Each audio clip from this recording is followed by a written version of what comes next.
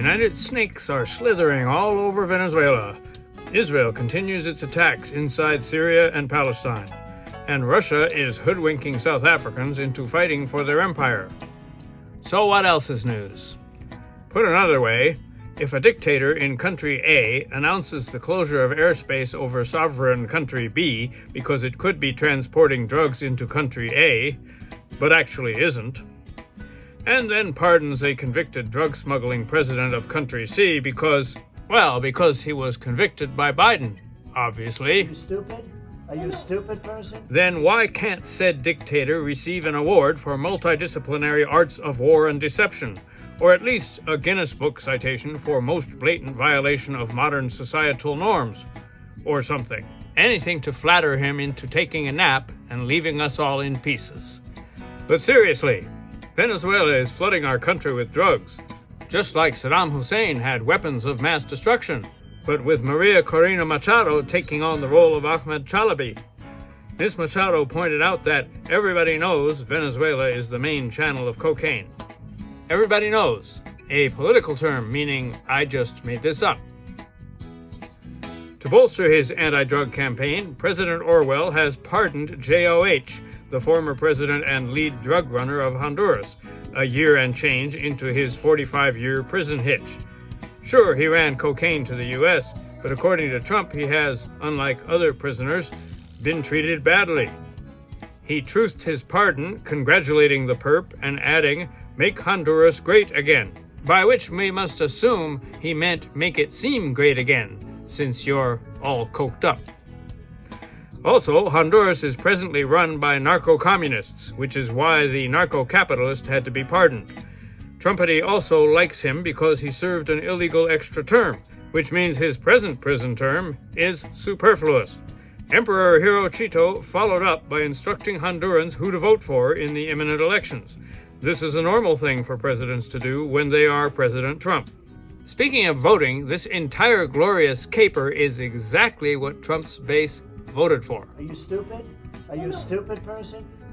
As referenced in our screaming headline, South Africans who enlisted in a Russian bodyguard training program have found themselves re-enlisted to the front lines in Ukraine, and not as bodyguards. The daughter of disgraced former President Jacob Zuma participated in the bait switch.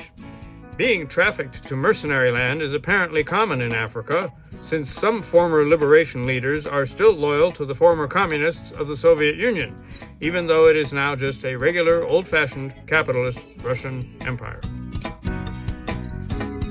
Ramanola Lakanwal, the suspected killer of 2 National Guard soldiers in Washington, D.C., was a CIA-sponsored anti-Taliban fighter in his native Afghanistan. As a result of this besmirching of the CIA's good name, the immediate response by President Don't Pay Any Mind to History or Facts was a move to remove citizenship and green cards from people who don't contribute to his ballroom. Sorry, don't contribute to society, especially those from all the countries ending in A and or Act. Many of me are speculating this could even have been a Reichstag shooting. Then again, if you can purchase enough PTSD to go around to your soldiers, there's no need to fake it. And in fact, the shooter was said to have been disturbed by the brutality of his unit. CIA psychologists will henceforth give "do not disturb" advisories.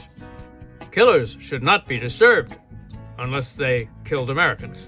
Adding to the intrigue, Mr. Lakanwal had moved to Bellingham, Washington, which is near Portland, or anyway, on the same coast.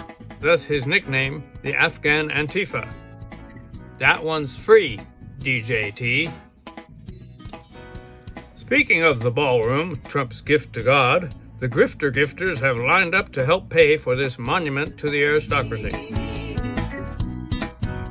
Donors from BlackRock to Blackstone, Comcast to Coinbase, Amazon to Apple are putting in their 2 cents plus $1 billion to build the great tombstone of democracy. Some say the mogul money could be better spent on housing for the houseless, or medical care, or even SNAP. But that would be like privatizing the government. Unthinkable.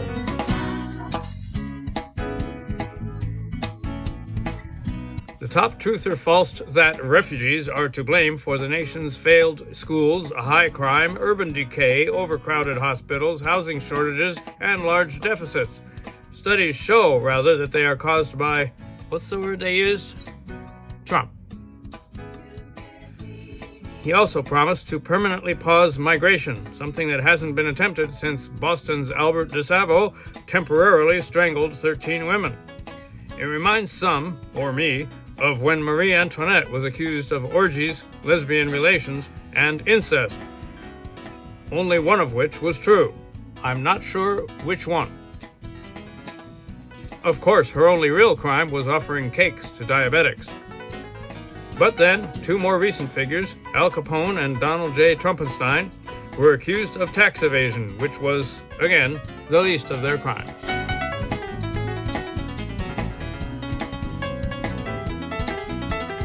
If the trumpet man's plan to strip people of their citizenship reminds you of Hitler's termination of the civic status of Jews, Roma, and others, it would appear on the face of it that you know too much.